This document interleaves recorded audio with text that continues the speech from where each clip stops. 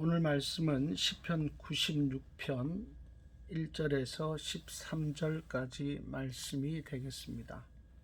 함께 봉독하도록 하겠습니다. 새 노래로 여호와께 노래하라. 온 땅이여 여호와께 노래할지어다. 여호와께 노래하여 그의 이름을 송축하며 그의 구원을 날마다 전파할지어다.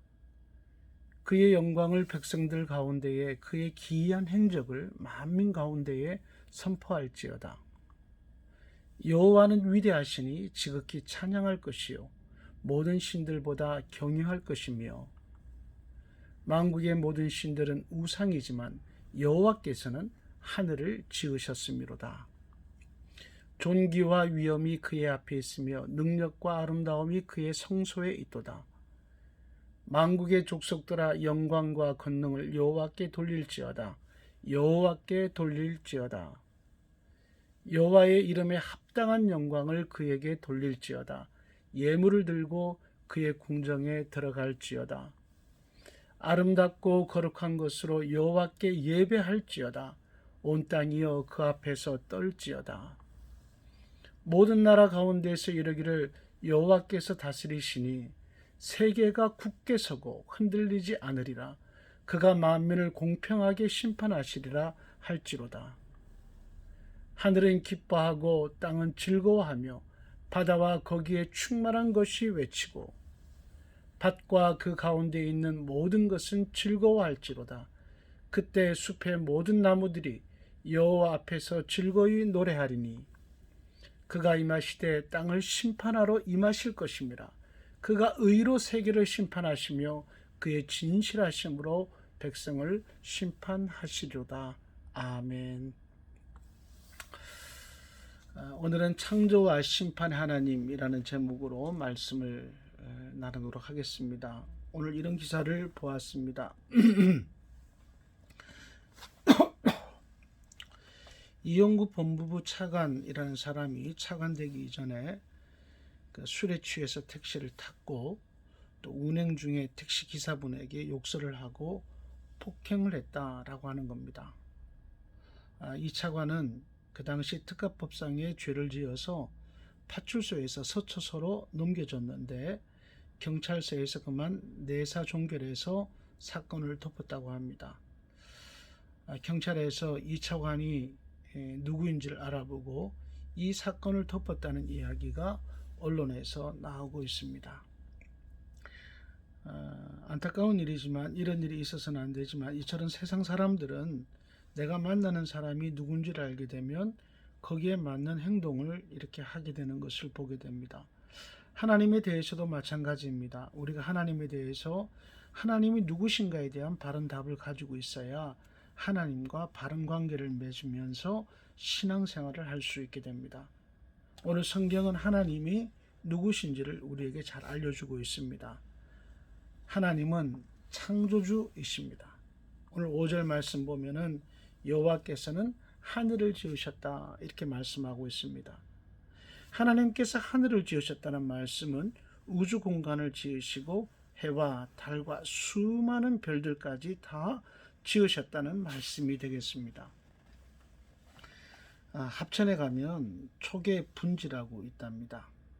약 7km 정도의 직경이 되는 그릇 모양의 분지라고 하는데요. 이곳에 오래전에 하늘에서 운석이 떨어져서 생긴 분지라고 합니다. 그 당시 떨어진 운석의 직경이 200m 정도라는데 200m 정도의 운석이 떨어져도 7km 직경에 어떤 분지가 생기는데 만약 별이 지구에서 떨어진다면 어떻게 되겠습니까? 하나만 떨어져서 충돌한다 할지라도 지구는 완전히 멸망하게 될 것입니다. 그런데 하늘의 수많은 별들 어느 하나도 떨어지지 않고 하늘에 그대로 걸려 있습니다. 이것은 이 우주 공간을 만드신 창조주 하나님의 놀라운 솜씨라고 하는 것을 우리가 알게 되는 현상들입니다. 어디 하나님께서 하늘만 지으셨겠습니까? 만물과 우리 사람도 다 지으셨잖아요. 또한 창조의 하나님은 우리의 미래도 열어가시고 만들어가시고 세상의 역사도 만들어가고 계십니다. 성경을 보면은 아브라함에 대한 이야기가 나오지 않습니까? 하나님은 아브라함을 부르시고 그를 가나안으로 인도하시고 아브라함과 그의 후손들이 번성한 인생으로 살아갈 수 있도록 그의 인생을 만들어 가시는 것을 우리는 성경을 통해서 보게 됩니다. 마찬가지로 하나님께서는 우리 개개인의 인생도 만들어 가시는 분이십니다. 우리 인생은 창조주이신 하나님의 손에 달려 있다라고 하는 것, 이것을 성경을 보면 우리가 뚜렷하게 알 수 있게 되는 것입니다. 그래서 하나님은 창조주 하나님이 되는 것입니다. 또한 시인은 우리들에게 하나님은 만물의 통치자 되심을 알려주고 있습니다. 오늘 본문 10절 말씀을 보시면은 모든 나라 가운데에서 이르기를 여호와께서 다스리시니 세계가 굳게 서고 흔들리지 않으리라, 이렇게 말씀하고 있습니다. 다스리신다라고 하는 것은 통치하신다는 말씀입니다. 이것은 하나님께서 온 세상을 다스리시는 왕이라는 그런 말씀이 되는 겁니다.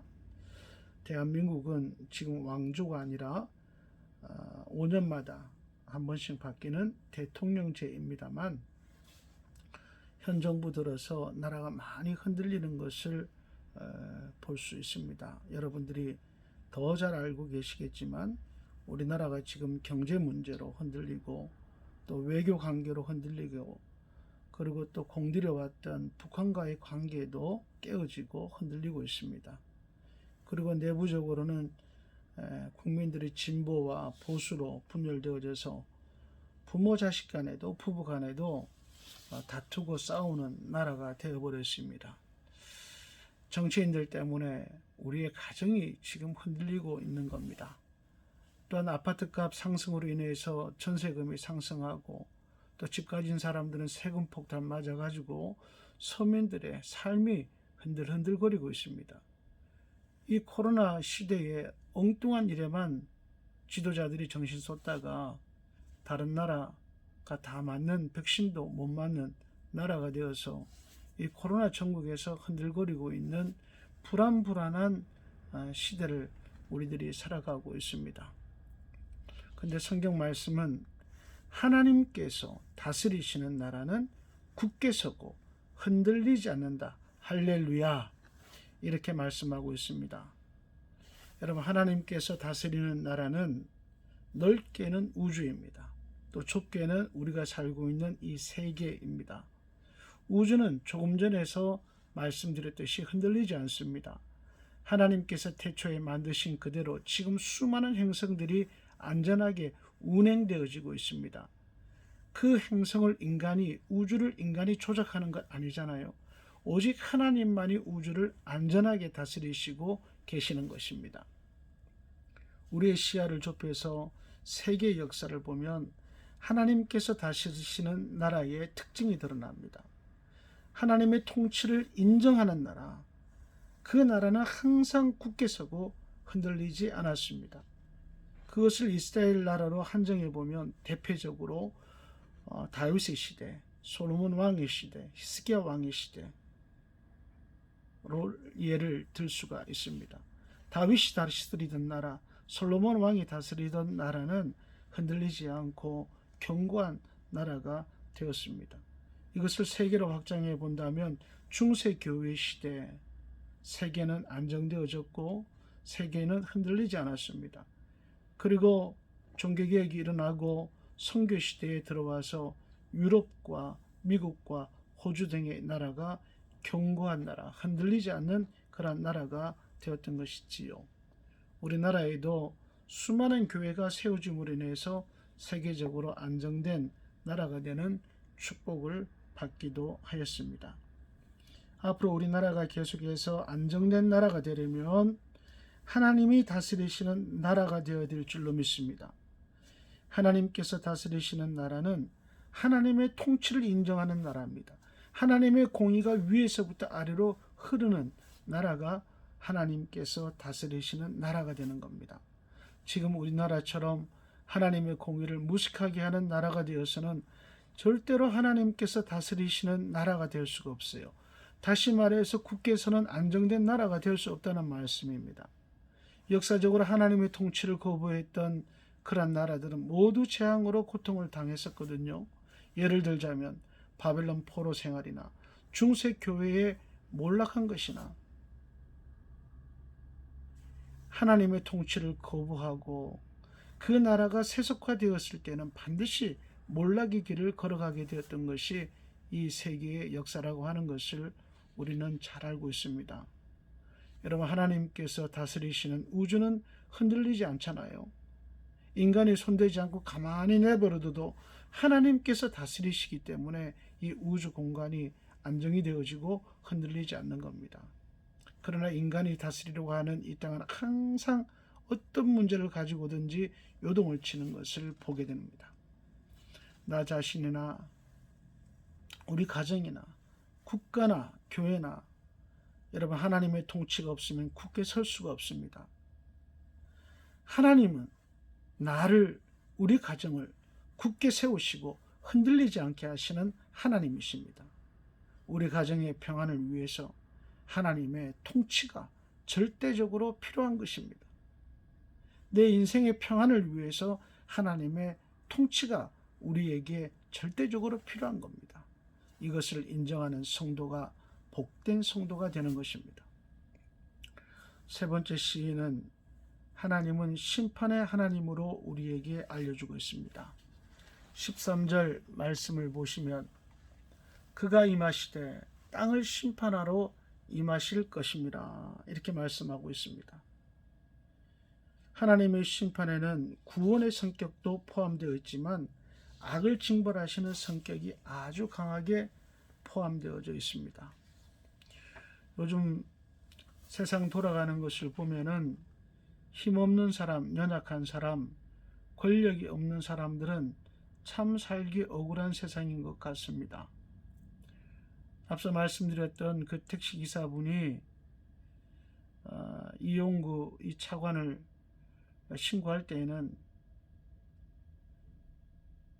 이 차관이 운행 중에 욕설을 하고 목덜미를 잡았다고 이렇게 진술을 했는데 사흘 만에 그 진술이 바뀌었다라고 하는 겁니다. 그리고 이 차관은 입건도 안 되고 또 블랙박스의 영상도 사라졌다라고 하는 겁니다. 어떠한 힘이, 보이지 않는 힘이 작용해서 이렇게 됐는지 우리는 알 수 없습니다만 이것이 사실이라면 힘없는 사람은, 권력 없는 사람은 억울해서 살 수가 없는 대한민국이 된 것 같은 느낌이 들기도 합니다. 그런데 오늘 성경 말씀을 보면 하나님께서 이 땅에 심판하러 오신다 이렇게 말씀하고 있습니다. 의인들을 구원하시고 악인들을 징벌하러 오신다는 말씀입니다. 여러분, 하나님의 심판에는 꼼수가 없습니다. 우리나라의 현실처럼 자기 편 사람들로 재판관 만들어서 자기 입맛대로 마음에 들지 않는 사람을 징계하듯이 불공정하게 심판하시지 않는 거예요. 하나님은 의로 세계를 심판하시며 진실하심으로 백성을 심판하신다고 말씀합니다. 하나님의 말씀에 비추어 봤을 때 인간의 감정, 인간의 마음이 아니라 하나님의 말씀에 비추어 봤을 때 그것이 옳으면 하나님께서 구원해 주시고 그것이 틀리면 징벌하신다라고 하는 것입니다. 공의와 진실하심으로 심판하시는 하나님께서 이 세상에 우리나라의 모든 악을 심판하시고 의로운 자들을 구원하셨으면 하는 마음이 간절합니다. 오늘 본문 말씀을 통해서 시인은 이렇게 하나님을 창조주 하나님, 통치자 하나님, 심판의 하나님으로 우리에게 알려주고 있습니다. 여러분, 하나님이 내 인생을 창조하신다라고 하는 것, 그분이 얼마나 위대합니까? 하나님께서 통치하시는 나라는 흔들리지 않고 견고하다라고 하는 것, 이 얼마나 우리가 의지해야 될 그런 부분입니까? 하나님께서 의인을 구원하시고 악인을 심판하신다라고 하는 것, 하나님의 백성들에게는 정말 소망이 되는 그런 말씀이 되는 겁니다.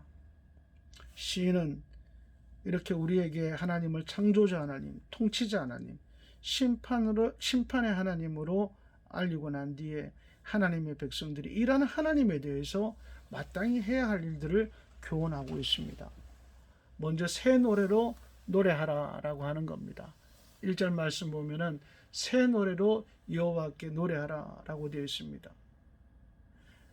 이 새 노래는 하나님을 창조주 하나님, 통치자 하나님, 심판주 하나님, 이 위대하신 하나님으로 바로 알고 사는 자들이 부르는 기쁨의 노래예요.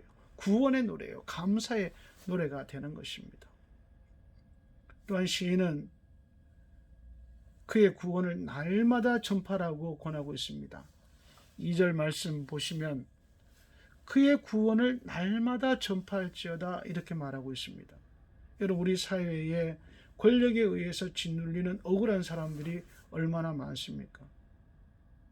사회적으로 억울함을 당하는 사람들이 또 얼마나 많습니까? 연약한 사람들이 얼마나 많습니까?